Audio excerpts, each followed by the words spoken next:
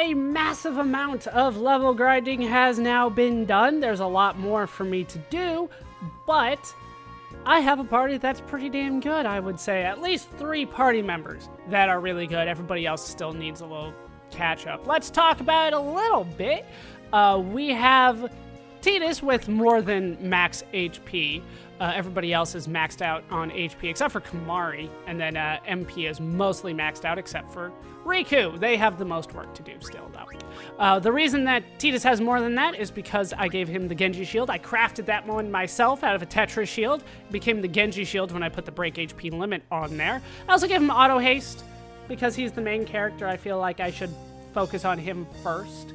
But there you go. That's why that is the way that it is. There's still a lot of work for me to do, but let's talk about the work that I've done in the sphere grid. I've been focusing on Wakka, Auron, and Tidus because I wanted them, well, I wanted some people that were done. They're essentially done with the sphere grid.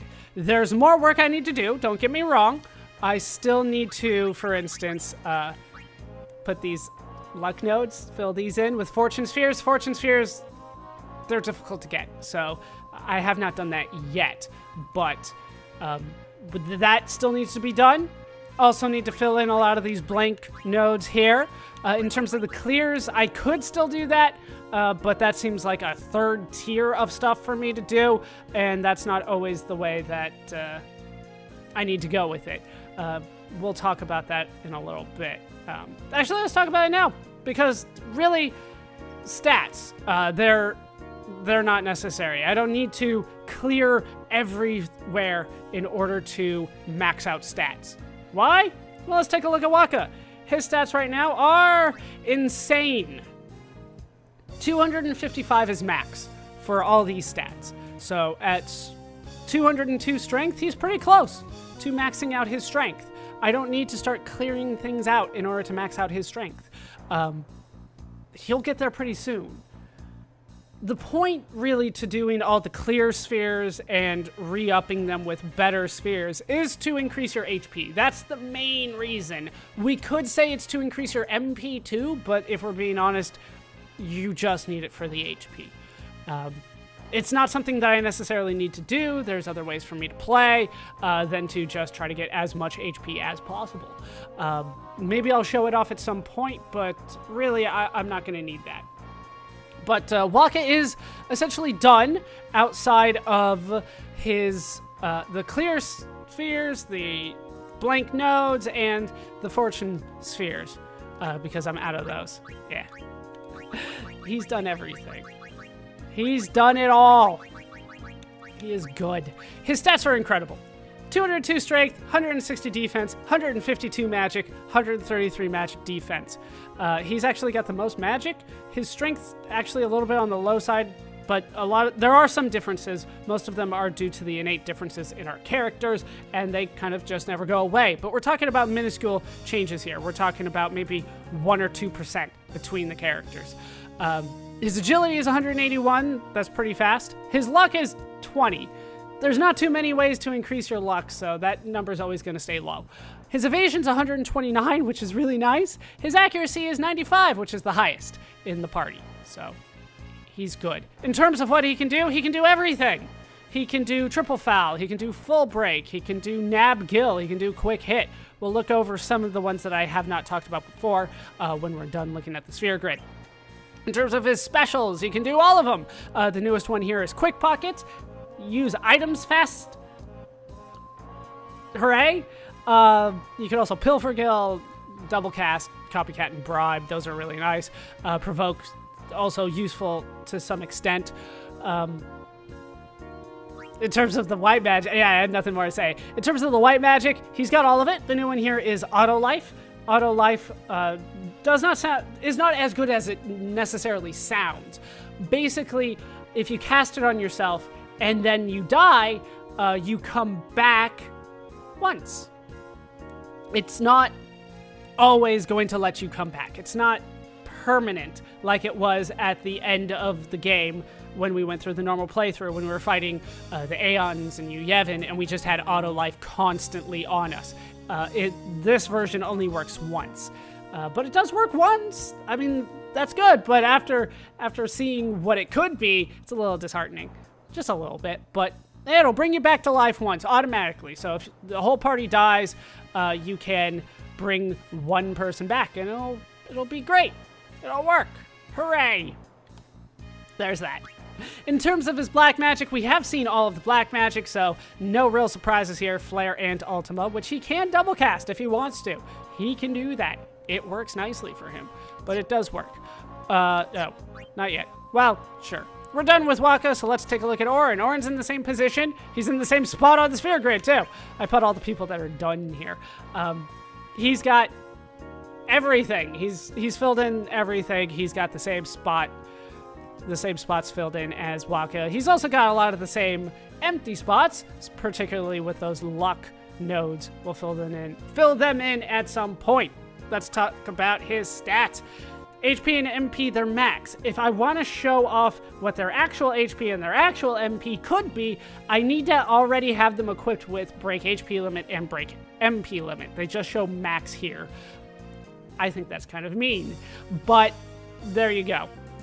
Honestly, though, they should be probably comparable with Tidus, if not higher than Tidus. Auron should definitely be higher HP than Tidus.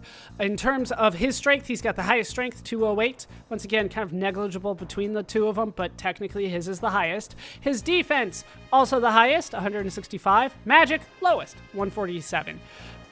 Magic defense, 133, that's standard. 179 agility, that's a little on the low side. Luck, also a little low. Evasion, I believe, is the same. Yes. Yeah, Auron's only got 18 luck as opposed to 20, but luck's really about criticals, and I don't need criticals anymore. His evasion's 129, which is standard. His accuracy is 73, which is relatively low. It's actually significantly lower than Wakka's 95, but he still hits. It's not like he misses. He's still good at hitting things. In terms of his abilities, his skills, he's got all of them the same as everybody else. Pretty standard. With Tidus, once again, same position. Still waiting on Fortune Spheres. Those are difficult to farm. I'll go over those later. In terms of what he has of stats, he's the only one that can show off the full HP. It's just under 20,000 HP. That's with the break HP limit. He also has a break MP limit shield, which I'll equip on him from time to time. He has roughly 1,200 MP maxed out, so I assume the other characters are roughly in the same ballpark. But really, I don't need that much MP. Not for a single fight, at least. His strength is 203, so between the two. Defense, 160, once again, between the two. His magic is 147, tied for lowest with Auron. Magic defense is standard at 133. His agility is the highest. He's the fastest. 182 agility. His luck is also the highest, 22. I might have used a few Fortune Spheres with him. I'll have to check. His evasion, 134, I think is the highest? Yes. Don't look at Kimahri. He's not done yet. Accuracy of 80, that's between the two. In terms of what he can do, once again, we're looking at everything. He can do it all. He's an Omniclasser these days. Everybody else still needs some work. Lulu needs some work. Yuna needs a lot of work. Riku and Kimahri especially need work, but I will work on them more later. We'll try to bring everybody in, but for now, we are going to focus on my physical attackers. My good physical attackers. Sorry, Riku. That's kind of the party. That's what I've done. A lot of work. Still a lot of work to do, but I want to show off some other things. So we will do that. In terms of equipment, I'll probably put on the stuff that I've been getting for killing Don Tonberry. Yes, I've been killing him lately. It's got a lot of status defense on it. It's really nice. So the Keeper is what Wakka gets. He gets death proof, silence proof, poison proof, sleep proof. It's pretty nice. It's not everything, but it's a lot of things. Auron I'll probably leave on the Phoenix Bracer just in case somebody dies. His HP plus 10 is useless, but the SOS haste, mostly useless. Tidus I have on the Genji shield, break HP limit and auto haste. That's all I have on it right now, but we can change that. Do I want to change that? You know what? Let's customize that a little bit more. I'll show it off a little bit. show it off at least a little bit. Yeah, the celestial weapons, though. Let's show off customizing a little bit. He is on something that I made from scratch. We started with the Tetra Shield here. Well, one of these Tetra Shields, the completely blank one. And what I want to do... Am I sure I want to do this, though? Yeah. What I want to do is give him one of the best things in the game, Ribbon. Ribbon costs all 99 of my dark matter. All of it. God. The reason that I'm questioning whether I want to do this, number one, because it uses all of my dark matter, and that's one of the best items in the game, but number two, there is a way to farm for ribbons later. There's a way. You can do it. But doing what I'm going to do now could net me some dark matter, so it's probably for the best if I got rid of at least some of it. The other thing that I can use the dark matter for is break damage limit. I was about to say break HP limit. No. Break damage limit. It costs 60 dark matter for that. But considering everybody already has a way of breaking the damage limit, I think the ribbon is going to be better for me, at least right now. So let's go ahead and add the ribbon. Adding ribbon to Genji Shield creates Sanctuary. All right, looks good. Hopefully that's useful. All my dark matter is gone. It damn well better be. But there were a couple things that I wanted to talk about that we unlocked. Number one is Quick Pockets. Quick Pockets, swiftly use items. I've never been a fan of using items all that much in the game, so I don't necessarily see too much of a point for it. But if you use a Phoenix down, you do want to get that turn quickly so that you can heal them. I see the point in that. But I don't know, 70 MP for Quick Pockets. Using an item is already quick. You don't need it to be super quick. I don't know. Plus, you had to get 5 level 4 key spheres to get to it.